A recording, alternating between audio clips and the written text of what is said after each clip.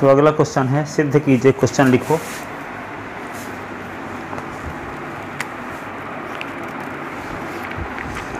सिद्ध कीजिए ऐसी कोई परिमेय संख्या नहीं है जिसका वर्ग 5 है। सिद्ध कीजिए ऐसी कोई परिमेय संख्या नहीं है जिसका वर्ग 5 है। सिद्ध कीजिए, सिद्ध कीजिए ऐसी कोई परिमेय संख्या नहीं है, परिमेय संख्या नहीं है जिसका वर्ग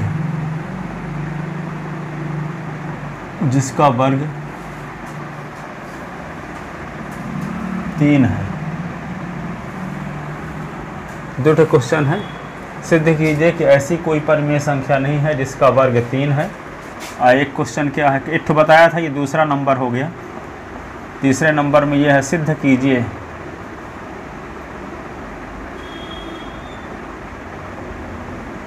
कि ऐसी कोई परिमेय संख्या नहीं है, ऐसी कोई परिमेय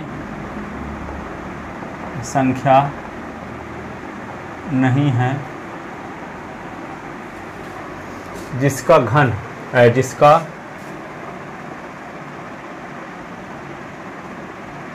जिसका वर्ग 5 है। दो क्वेश्चन है, सिद्ध कीजिए कि ऐसी कोई परिमेय संख्या नहीं है जिसका वर्ग 3 है, और सिद्ध कीजिए ऐसी कोई परिमेय संख्या नहीं है जिसका वर्ग 5 है। ठीक है, ऐसी कोई परिमेय संख्या बताओ जिसका वर्ग करने से 5 आता हो। कोई परिमेय संख्या नहीं है, सिद्ध करके दिखाना। तो पहला नंबर, दूसरे नंबर का प्रूव करते हैं। माना इसे हम विरोधाभास से प्रमाणित करते हैं। इसे हम विरोधाभास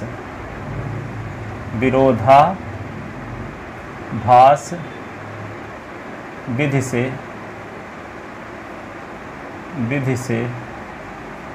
प्रमाणित करते हैं।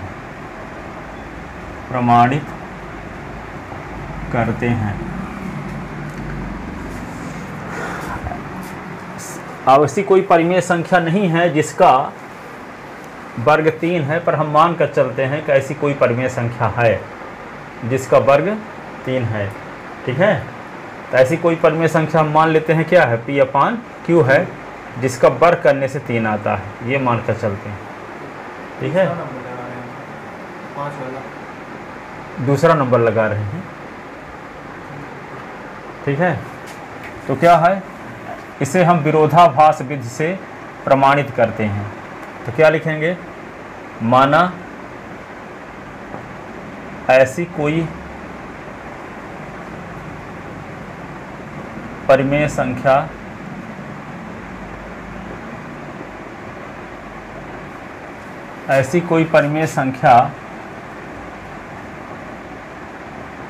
P/Q है जिसका वर्ग 3 है। माना ऐसी कोई परिमेय संख्या P/Q है जिसका वर्ग 3 है, अर्थात P/Q का वर्ग बराबर 3, जहाँ P एवं Q परस्पर अभाज्य पूर्णांक हैं, अर्थात HCF ऑफ PQ = 1 और Q ≠ 0। ये समीकरण नंबर 1। इसको क्या लिखेंगे, P square upon Q square बराबर 3 की 3 तिर्यक गुना कर दोगे तो क्या आएगा, पी स्क्वायर बराबर 3 क्यू स्क्वायर। अब यहाँ से क्या बात पता चलती है, देखो यहाँ से क्या लिखें आप, 3 क्यू स्क्वायर 3 की गुणज संख्या है, क्या है, स्पष्टतः इसका नाम समीकरण नंबर 1 है। 3 क्यू स्क्वायर 3 की गुणज संख्या है, गुणज संख्या है, इसलिए यह 3 से विभाज्य होगी, अर्थात 3 is divisor of 3 Q square. इसको पढ़ते क्या हैं, 3 is divisor of 3 Q square पढ़ते हैं। क्या पढ़ते हैं इसको, 3 is divisor of 3 Q square पढ़ते हैं,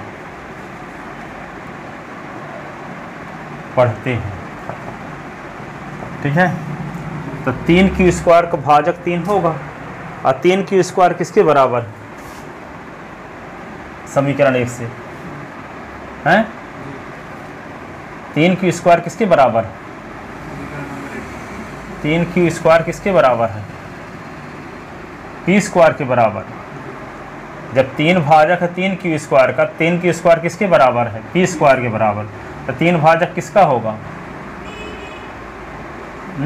लगाएं नहीं हो, इसका मतलब 3 क्यू स्क्वायर बराबर पी स्क्वायर है, तो 3 क्यू स्क्वायर 3 क्यू स्क्वायर का भाजक 3 है, तो 3 क्यू स्क्वायर किसके बराबर है, पी स्क्वायर की, तो 3 भाजक होगा पी स्क्वायर का भी। तो यहाँ पे क्या लिखोगे, 3 भाजक होगा पी स्क्वायर का भी, तो 3 भाजक होगा पी का भी। 3 भाजक है यदि 3 9 के स्क्वायर का, तो 3 भाजक 9 का नहीं होगा, हैं। तो यहाँ पे 3 भाजक है पी स्क्वायर का, तो 3 भाजक है पी का, तो 3 भाजक हो गया पी का, ये समीकरण नंबर हो गया 2। और जब 3 भाजक हो गए, सुनो 3 भाजक हो गया पी का, तब क्या लिखोगे, पी को, पी 3 का गुणज संख्या होगी, तो पी बराबर क्या लिखेंगे, वहाँ पी बराबर 2r लिखे थे, यहाँ पी बराबर 3r लिखेंगे। तो पी 3 की गुणज संख्या होगी, पी तब पी 3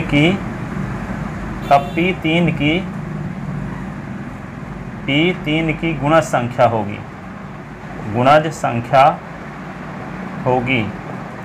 और जब पी 3 की गुणज संख्या होगी तो इसको लिखेंगे क्या, P बराबर 3R, तो दोनों पक्षों का वर्ग कर दो, तो p square is equal to 3R का स्क्वायर, तो पी स्क्वायर बराबर 9R स्क्वायर, ठीक है, 9R स्क्वायर। अब देखो पी स्क्वायर बराबर 3 क्यू स्क्वायर है, पी स्क्वायर बराबर 9R स्क्वायर हो गया, समीकरण 3। तो समीकरण 1 व 3 से, समीकरण 1 व 3 से, तो पी स्क्वायर का मान ये भी है, पी स्क्वायर का मान ये भी है, तो क्या हो जाएगा, क्या लिख देंगे इसको, 3 क्यू स्क्वायर बराबर 9R स्क्वायर, ऐसे। तो 3 को उधर ले जाओ, तो क्यू स्क्वायर बराबर 9R स्क्वायर बटे 3, 3 तिका 9, तो क्यू स्क्वायर बराबर क्या होगा, 3R स्क्वायर, क्यू स्क्वायर बराबर 3R स्क्वायर। अब देखो ये 3R स्क्वायर 3 की गुणज संख्या है, हाँ, स्पष्टतः 3 क्यू स्क्वायर 3R स्क्वायर 3 की गुणज संख्या है, 3 की गुणज संख्या है, इसलिए 3R स्क्वायर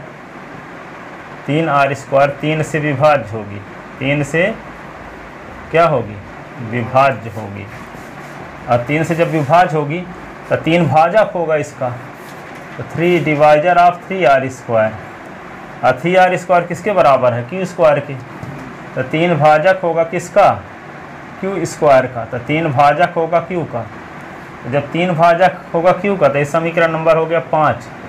अब आपको 3 भाजक यहाँ से मिला तो न था, 3 भाजक है पी का भी और 3 भाजक है क्यू का भी, तो समीकरण 2 और 5 से कथन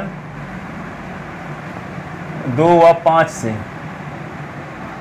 कथन 2 व 5 से 3 भाजक है P का भी एंड 3 भाजक है Q का भी, तो 3 P और Q दोनों से कटता है, तो P और Q का HCF एक नहीं होगा, अर्थात P व Q दोनों 3 से भी विभाज्य हैं, 3 से भी विभाज्य हैं।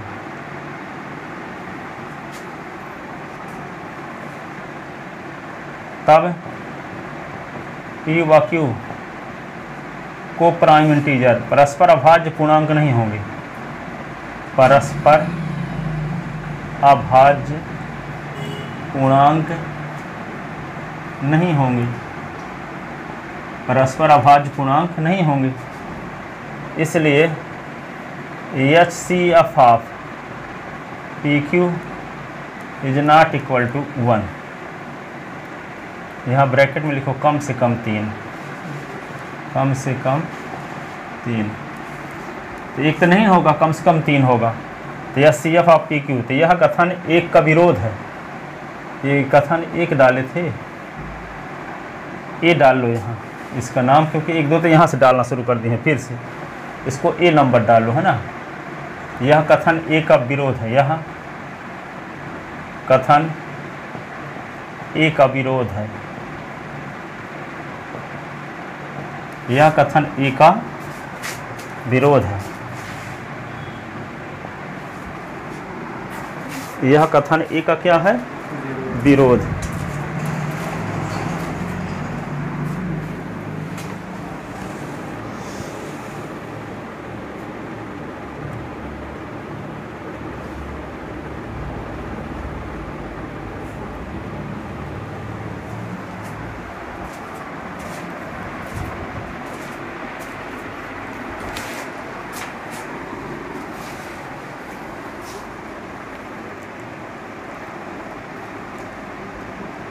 अब इसको नीचे जो लिखना है तो ऊपर लिख देते हैं।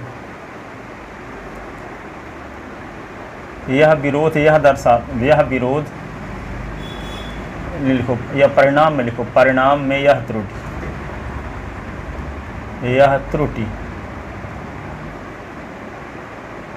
हमारी परिकल्पना के कारण उत्पन्न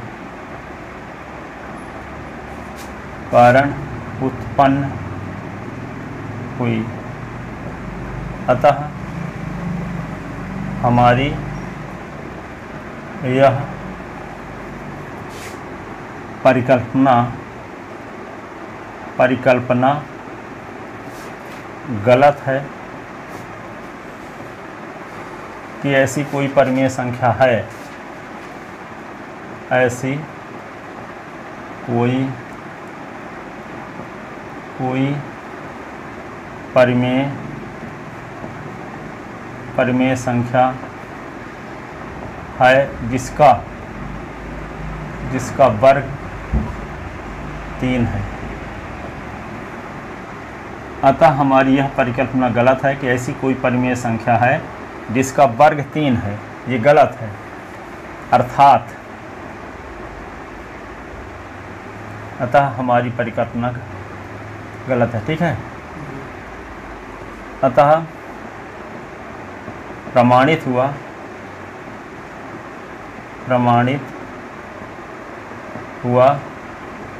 कि ऐसी कोई परिमेय संख्या नहीं है, ऐसी कोई परिमेय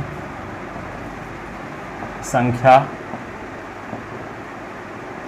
नहीं है जिसका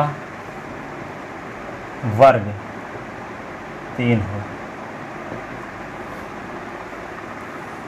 अर्थात √3 एक अपरिमेय संख्या।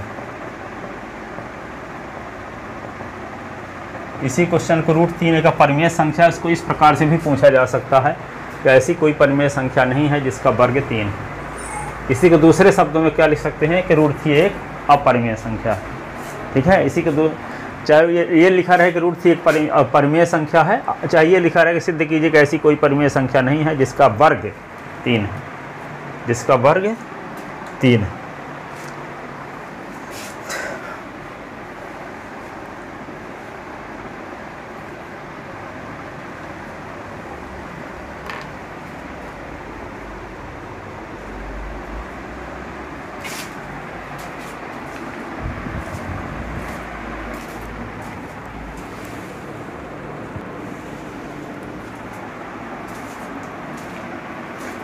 देखो इसको दूसरा तीसरा पार्ट भी देखते हैं।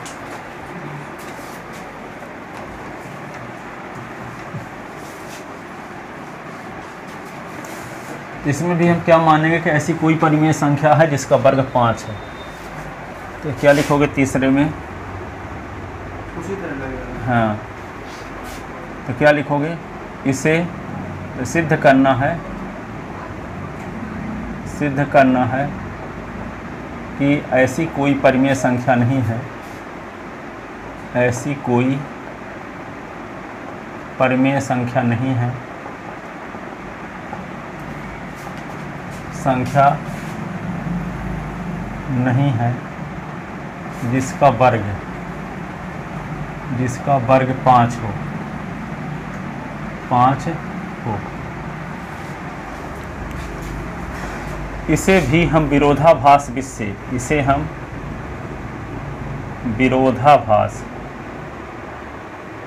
विरोधाभास कंट्राडिक्शन मेथड इसको बोलते हैं इंग्लिश में, कंट्राडिक्शन मेथड से प्रमाणित करते हैं।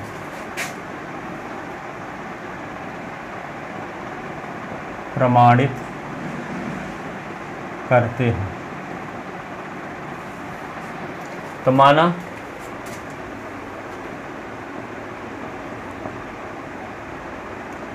माना ऐसी कोई परिमेय संख्या है, ऐसी कोई परिमेय संख्या P/Q है जिसका वर्ग 5 है, जिसका वर्ग 5 है, अर्थात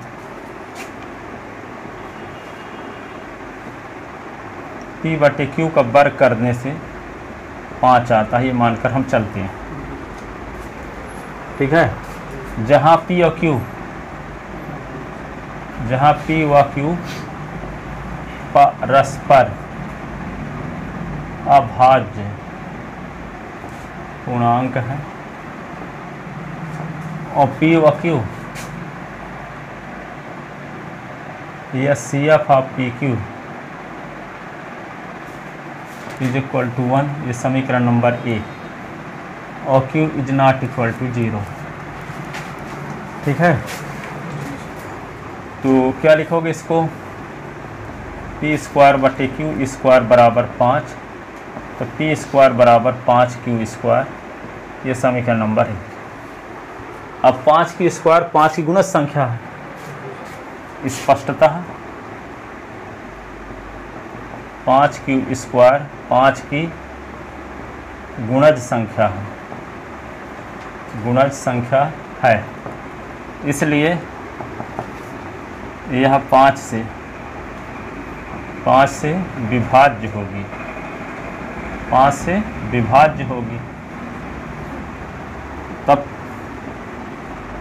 5 भाजक होगा 5Q² का, कि नहीं? और जब 5 भाजक होगा 5Q² का, तो 5Q² किसके बराबर है? P² की। तो 5 भाजक होगा P² का 1 से, तो 5 भाजक होगा P का। ठीक है, क्योंकि यदि 5 भाजक है 25 का, 5 के स्क्वायर का, तो 5 भाजक है 5 का भी। ठीक है ना? इसका नाम क्या रख लेते हैं? 2। तो जब 5 भाजक है P का, तो P क्या होगा? 5 की गुणज संख्या होगी। जब 5 भाजक है P का, तो P क्या होगी? 5 की गुणज संख्या के भाजक होता है। 5 की गुणज संख्या कौन कहलाती है? 5 का पहाड़ा कौन? 5, 10, 15, 20, 25, ये सब 5 की गुणज संख्या हैं। तो जो 5 की गुणज संख्या होंगी 5, 10, 15, 20, 25, 30, तो इनको क्या लिखा जा सकता है? 5 गुणे 1, 5 गुणे 2, 5 गुणे 3, 5 गुणे 4, 5 गुणे 5, 5 गुणे 6। तो जब ये 5 की गुणज संख्या जो होती है उसको 5 गुणे कोई पूर्णांक लिखा जा सकता है। तो यहाँ से पता चल गया कि p 5 से कटता है। तो जब p 5 से कटता है तो p 5 की गुणज संख्या होगी, तो इसको लिखा जा सकता है p बराबर 5 बार। क्या लिखा जा सकता है? p बराबर 5 बार। तब 5 p की गुणज संख्या होगी, तब p 5 की गुणज संख्या होगी, गुणज संख्या होगी। इसलिए p बराबर 5r। तो p बराबर 5r, तो p स्क्वायर बराबर क्या होगा? 25r square. ये समीकरण नंबर 3। और समीकरण 1 और 3 को देखो ना, p स्क्वायर का मान ये भी है और p स्क्वायर का मान ये भी है। तो समीकरण 1 व 3 से, 1 व 3 से क्या लिख दोगे? दोनों का लेफ्ट साइड से बराबर था, दोनों का राइट हैंड साइड भी बराबर होगा। तो 5q स्क्वायर बराबर 25r स्क्वायर। तो q स्क्वायर बराबर 25r स्क्वायर बटे 5, 5 25।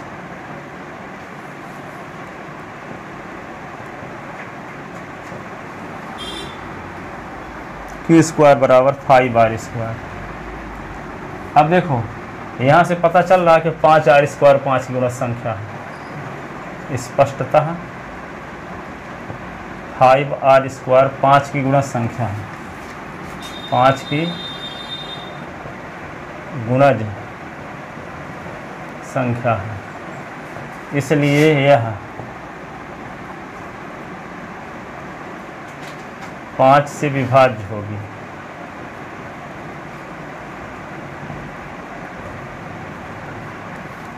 तो 5 भाजक होगा किसका? 5r स्क्वायर का। तो 5 भाजक होगा, 5r स्क्वायर किसके बराबर है? q स्क्वायर का। तो 5 भाजक होगा किसका? 5 भाजक होगा q का। ये समीकरण नंबर क्या हो गया? 4। ये हो गया 5। समीकरण 2 और 5 से देखो, यहाँ 5 भाजक है p का भी और 5 भाजक है q का भी। तो क्या लिखेंगे? 2 व 5 से 5 भाजक है p का भी एंड 5 भाजक है q का भी। अर्थात p और q दोनों 5 से विभाज्य हैं। अर्थात p व q दोनों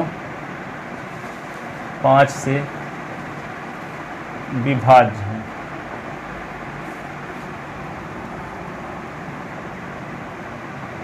तब HCF of PQ is not equal to 1। यहाँ लिख दो कम से कम 5। दोनों का HCF कम से कम 5 होगा। अर्थात ये दोनों का HCF एक नहीं होगा ना, तो 5 होगा तो एक नहीं होगा। तो यहाँ HCF of PQ is equal to 1 है, यहाँ HCF of PQ is not equal to 1 है। ठीक है। तो यहाँ कथन 1 का विरोध है, कथन 1 का विरोध है। अब विरोध यह दर्शाता है कि हमारी परिकल्पना गलत है। विरोध क्या दर्शाता है? हमारी परिकल्पना गलत है।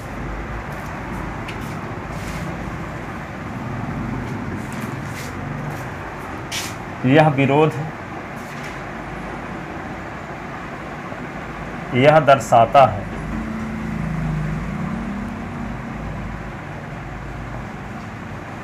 कि हमारी परिकल्पना गलत है। तो हमारी परिकल्पना क्या थी? कि ऐसी कोई परिमेय संख्या p अपान q है जिसका वर्ग 5 है, ये गलत है। अर्थात ऐसी कोई परिमेय संख्या नहीं है जिसका वर्ग 5 है।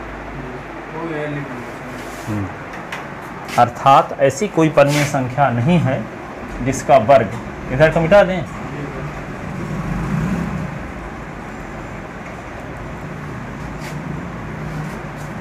अर्थात ऐसी कोई परिमेय संख्या, ऐसी कोई परिमेय संख्या नहीं है जिसका वर्ग 5 हो। अर्थात ऐसी कोई परिमेय संख्या नहीं है जिसका वर्ग 5 हो। अर्थात √5 एक अपरिमेय संख्या है, अपरिमेय संख्या है।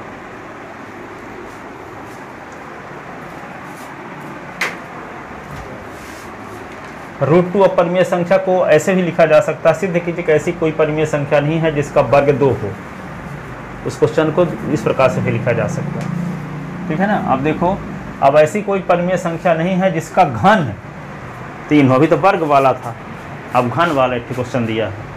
सिद्ध कीजिए कि ऐसी कोई परिमेय संख्या नहीं है जिसका घन 3 हो। तो ऐसी कोई परिमेय संख्या बताओ जिसका घन करने से 3 आए। हम करेंगे √3 और ये इसका घन करेंगे बल्कि, तो आ जाएगा 3 की घात 1/3 की घात 3, तो 3 3 कट गया तो 3 आ गया। तो 3 करनी घात 3 करनी घात 3 पर परिमेय संख्या थोड़ी है, ये तो अपरिमेय संख्या है, ठीक है। इसका घन करने से आता है 3, तो कहता है कि ऐसी कोई परिमेय संख्या नहीं है, सिद्ध करो कि जिसका घन करने से 3 आए। तो कहाँ परिमेय संख्या है? 3√3 है, 3√3 p/q के रूप में नहीं लिखा जा सकता, ठीक है। 3/√3 कब लिखा जा सकता है? जब यहाँ पे 3 करनी घात है तो करनी घात में 3 × 3 × 3 होता, तो 3 में से एक 3 लिख देते तो 3/1, तो ये p/q के रूप में लिखा जा सकता है। लेकिन कर्णीगत के अंदर 3 की ज़रूरत है, लेकिन एक ही 3 है, इसका घनमूल नहीं निकलेगा, और जब घनमूल निकलेगा नहीं तो p/q के रूप में लिखा नहीं जा सकता, ठीक है। इसका मतलब ऐसी कोई परिमेय संख्या है ही नहीं जिसका घन करने से 3 आए। तो हम मान कर चलेंगे कि माना ऐसी कोई परिमेय संख्या है, माना ऐसी कोई परिमेय संख्या है जिसका घन करने से 3 आता है। वो परिमेय संख्या का नाम क्या रख ले? p/q। अब p/q का क्यूब करोगे तो क्या आएगा? 3। तो लिखो अब अगला क्वेश्चन, चौथा।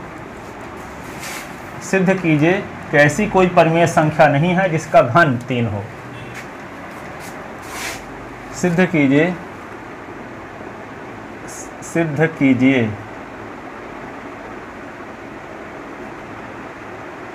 कि ऐसी कोई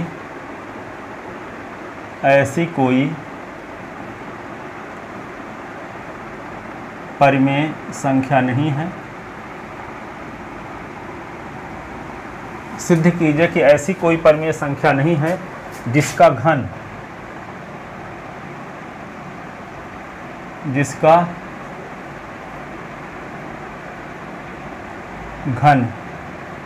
3 हो, जिसका घन 3 हो। तो माना ऐसी कोई परिमेय संख्या p/q है जिसका घन 3 है। इसे हम विरोधाभास विधि से, विरोधाभास विधि, इसको इंग्लिश में बोलते हैं कंट्राडिक्शन मेथड से प्रमाणित करते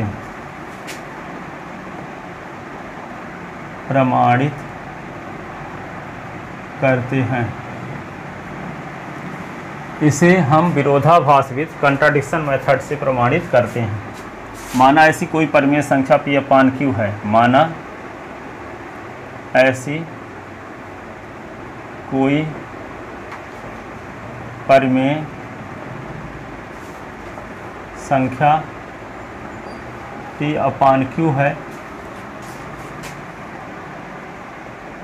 जिसका घन 3 है। माना ऐसी कोई परिमेय संख्या p/q है जिसका घन 3 है, अर्थात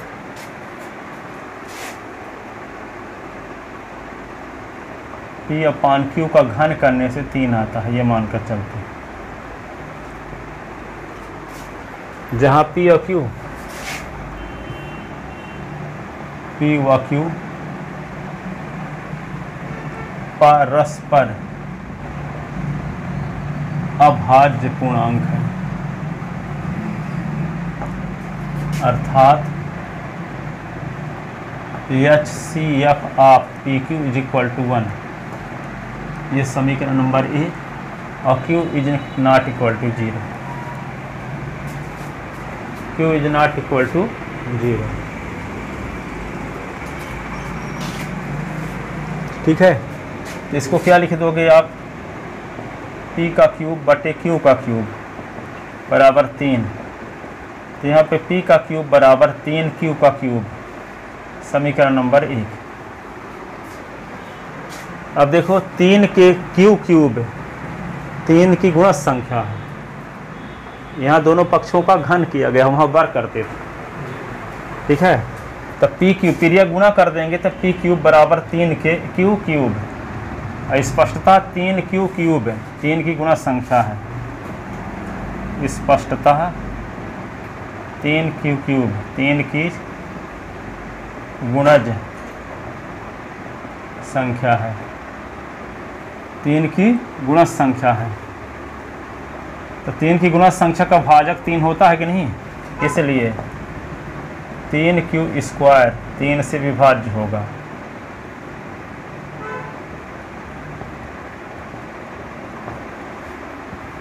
three is divisor of 3Q square, 3 भाजक होगा 3Q स्क्वायर का। 3Q स्क्वायर किसके बराबर है, P क्यूब के, तो 3 डिवाइजर ऑफ P क्यूब 1 से। तो जब 3 भाजक है P क्यूब का, तो 3 भाजक होगा P का भी। ठीक है, जैसे 3 भाजक है 3 के क्यूब का, तो 3 भाजक होगा 3 का, क्या नहीं। तो यहाँ पे 3 भाजक है P क्यूब का, तो 3 भाजक होगा P का, ये समीकरण नंबर 2 हुआ। तो जब 3 भाजक होगा P का, तो P 3 की गुणज संख्या होगी। जब 3 भाजक है P का, तो P 3 की गुणज संख्या, 3 की गुणज संख्या कौन, 3 के पहाड़ा, 3 के पहाड़ा का विभाज्य होता, भाजक होता है 3। 3 का पहाड़ा कौन होगा, 3 3 तिका 3 दूना 6 3 तिका 9। ठीक है, यह 3 तिका 9 3 चौक 12, 3 सभी संख्याओं का भाजक 3 है। यानी 3 में हम 3 का भाग देंगे तो 3 एक कम 3, शेषफल 0 आ रहा है। 6 में भी हम 3 का भाग देंगे तो 3 दूना 6, तो शेषफल 0 आ रहा है। 9 में भी 3 का भाग देंगे तो 3 तिका 9, तो शेषफल 0 आ रहा है। इसका मतलब ये 3 की गुणज संख्या, 6 भी 3 की गुणज संख्या है, 9 भी 3 की गुणज संख्या है। तो जब 3 6 9 3 की गुणज संख्या है, तो जो संख्याएं 3 की गुणज संख्या हैं उनको लिखा क्या जा सकता है, 3 गुणे 1, 3 गुणे 2, 3 गुणे 3, तो 3 गुणे कोई पूर्णांक लिखा जा सकता है जो 3 की गुणज संख्या होती है। तो वही तो लिखना चाहते हैं कि P भाजक है, 3 भाजक है P का, तो P को लिखा जा सकता है P बराबर 3R। जैसे 3 गुणे 1 है ना, 3 गुणे 2 है, 3 के गुणे 3 है। जिस संख्या का भाजक 3 होता है उन संख्याओं को लिखा जा सकता है 3 गुणे कोई पूर्णांक, 3 गुणे कोई पूर्णांक। तो ये 3 6 9 12 15 ये सब 3 से विभाज्य संख्या हैं, 3 से विभाज्य। जो 3 से विभाज्य संख्या होती हैं उनको 3 गुणे कोई पूर्णांक लिखा जा सकता है, 3 के गुणज संख्या के रूप में लिखा जा सकता है। तो यहाँ से पता चल गया कि P जो है 3 से कटता है, तो जब P 3 से कटता है तो P को लिखा जा सकता है P बराबर 3R। क्या लिखा जा सकता है, P बराबर 3R। तब P स्क्वायर बराबर 9R। तब दोनों पक्षों का क्यूब करेंगे, वहाँ घन करते थे ना, और यहाँ क्या करेंगे, दोनों पक्षों का क्यूब घन।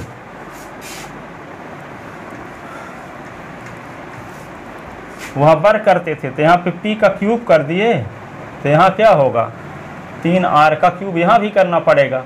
तो P का क्यूब बराबर क्या होगा, 3R गुणे 3R गुणे 3R। तो P का क्यूब बराबर क्या होगा, 3 तिका 9 तिका 27R क्यूब। ये समीकरण नंबर क्या हो गया, 2। अब देखो P का क्यूब बराबर 3 क्यूब, और यहाँ P का क्यूब बराबर ये।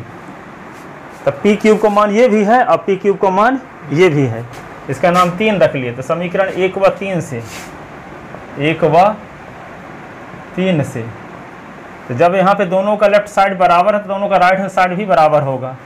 तो क्या लिखेंगे, 3q क्यूब बराबर 27 r क्यूब, और 3 को उधर ले जाओ,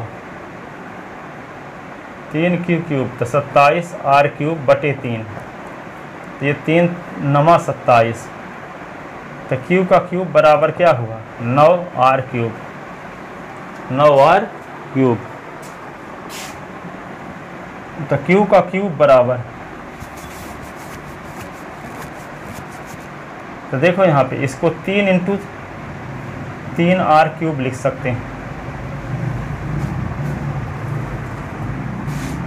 देखो यहाँ पे 9r स्क्वायर है तो ये 3 की गुणज संख्या है कि नहीं, ये 3 से कट जाएगी। जी सर।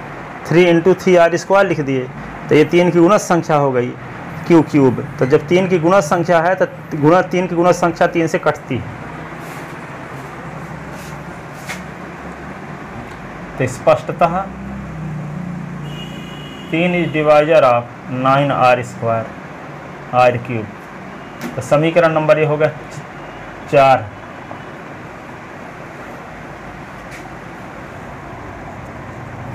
तो क्या लिख दोगे 3 is divisor of 9r square के स्थान पे लिख दोगे q क्यूब, 9r क्यूब के स्थान पे लिख सकते हो q का क्यूब 4 से, तो 3 इज डिवाइजर ऑफ q। ये समीकरण नंबर 5 हुआ। तो समीकरण 2 से और 5 से देखो ना, p भी 3 से कटता है और q भी 3 से कटता है, तो इसका मतलब p और q दोनों 3 से कट रहे हैं। समीकरण 2 व 5 से, 2 व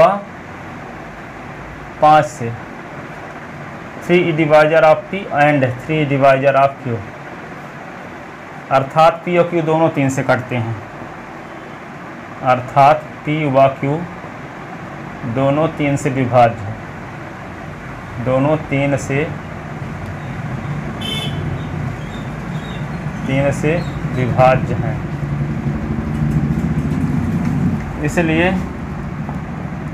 HCF of PQ is not equal to 1, कम से कम 3।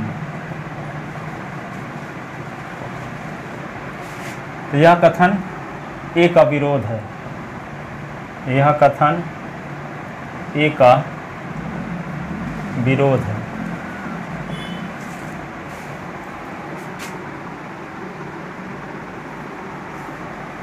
परिणाम में यह त्रुटि,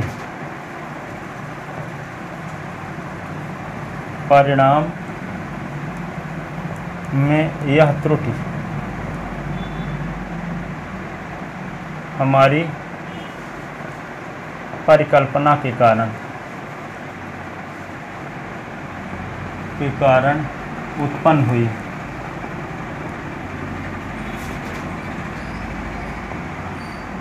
अतः हमारी यह परिकल्पना गलत है कि ऐसी कोई परिमेय संख्या है जिसका घन 3 है।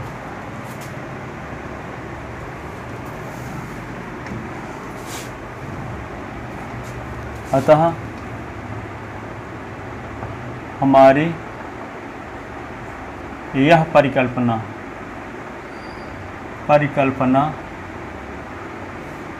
गलत है। अतः हमारी यह परिकल्पना गलत है कि ऐसी कोई परिमेय संख्या है, ऐसी कोई परिमेय संख्या है जिसका घन 3 है, जिसका घन 3 है। तथा हमारी यह परिकल्पना गलत है कि ऐसी कोई परिमेय संख्या है जिसका घन 3 है, अर्थात ऐसी कोई परिमेय संख्या नहीं है, ऐसी कोई परिमेय संख्या नहीं है जिसका घन 3 हो, जिसका घन 3 हो, जिसका घन 3 हो।